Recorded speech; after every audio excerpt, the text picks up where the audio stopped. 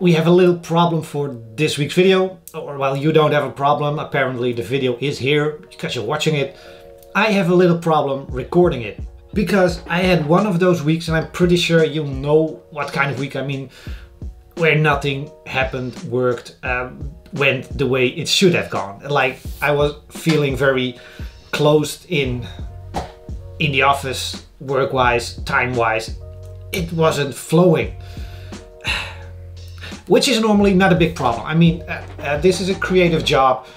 Creativity isn't always available. It just comes and goes. And I've been very lucky that I had a lot of creativity coming all this time.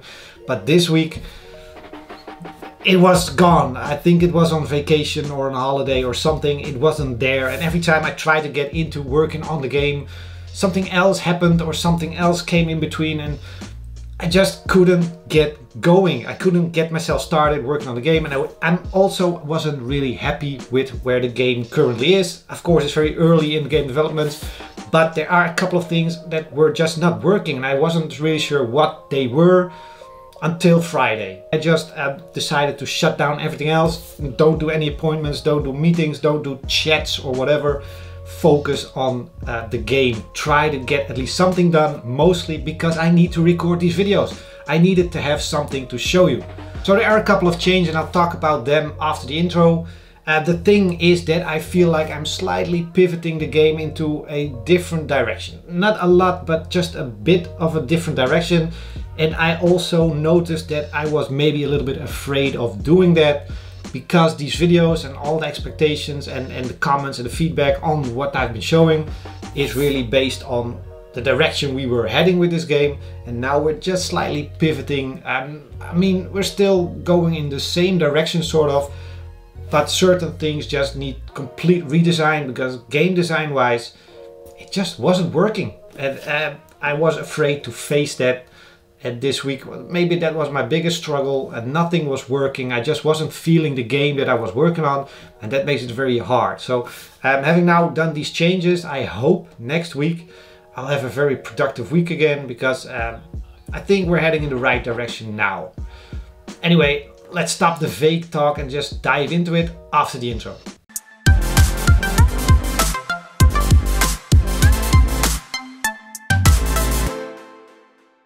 Okay, so the first change is pretty much a continuation of the mission screen I showed last week.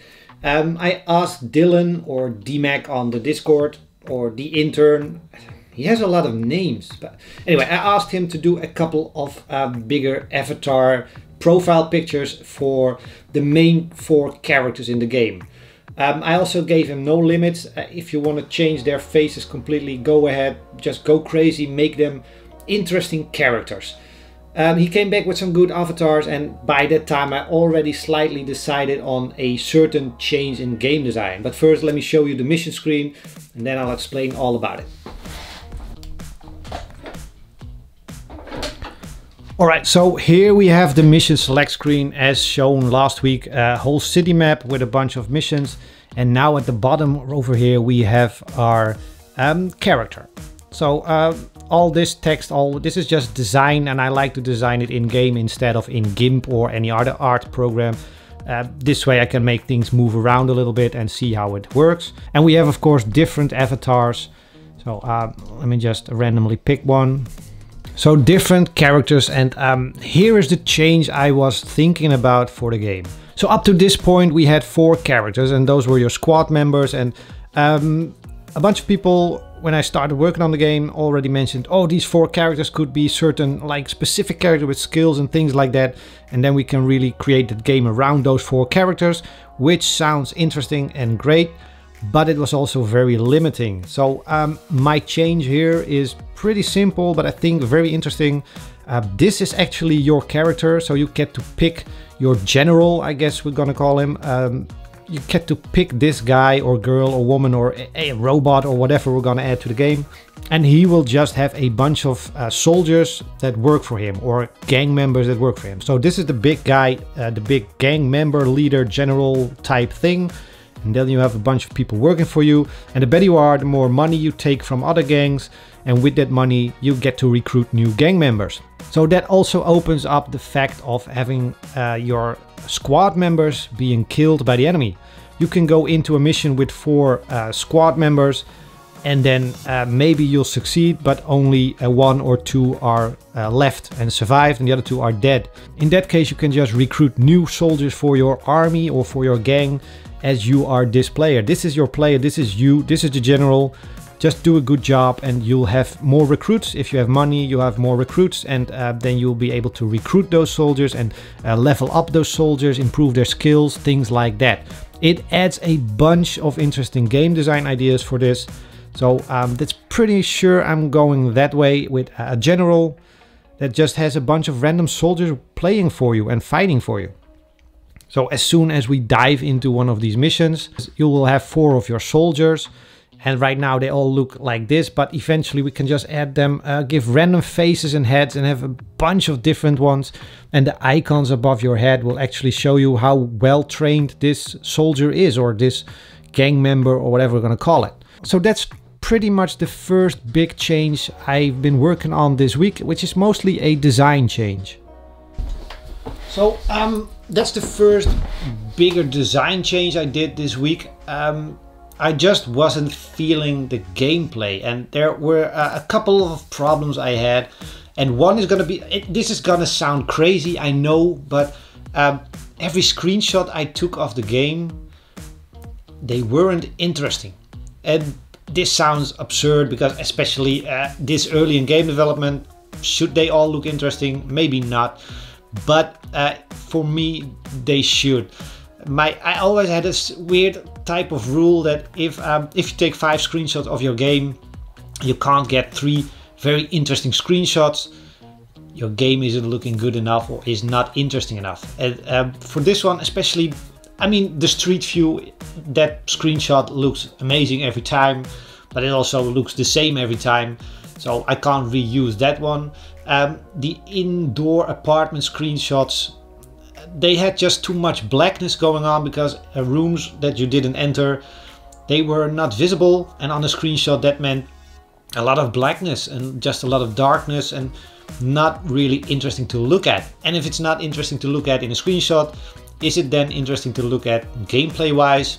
I'm not sure, maybe it is, but I just wasn't feeling it, so I wanted to change some things. These changes actually helped me in different ways. It allowed me to stop focusing on certain bugs that were happening, and let me just show you the changes and talk about it as I show them. Here we go. Okay, so we left off in the street view. Let's move into the house building thingy here over here. And the first thing you'll notice is that you can now actually see into all the rooms. This doesn't make a lot of sense and isn't very logical if you think about it, but gameplay wise, this just makes it a lot better. I want this game to have some sort of tactical stuff going on. This way you can actually try to plan around it, and you can see the dangers that are waiting for you on the other side of a door before you breach them. Of course, there's a lot to say about being tactical. If you can't see it, then it also adds some mystery to it or some difficulty, but this just already works a lot better because for example, let me just give you a little gameplay here. So let's imagine we're gonna be walking very slowly to this door so nobody can hear us, and then we'll split up our team still very silently, and that way we're gonna be breaching the doors and the rooms.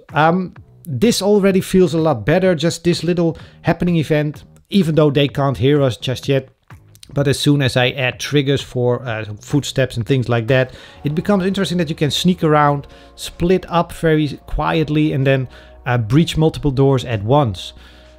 That's one of the changes. The other change is, well, of course, I added a different type of furniture because we can now hide behind stuff. That's also a nice addition to it. And far less enemies. I had this full of enemies in previous builds, like every room was full of enemies, which is great for the action. There's a lot of stuff happening, flying, bullets flying, blood flying. A little slower pace and less chaotic is more interesting because now we can actually try to shoot the enemy and the bad guys before they kill us and shoot us.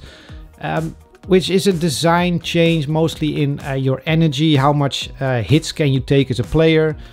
I think it's more interesting as it is right now. Of course, in a couple of weeks I might completely change my mind again. But for now, these vibes are a lot better than what I was working with at the start of the week. And I'm much more interested in continuing the game again. So for me, these are design changes that were important and required. And let's just breach some doors here, shall we? Let's just breach both rooms at the same time.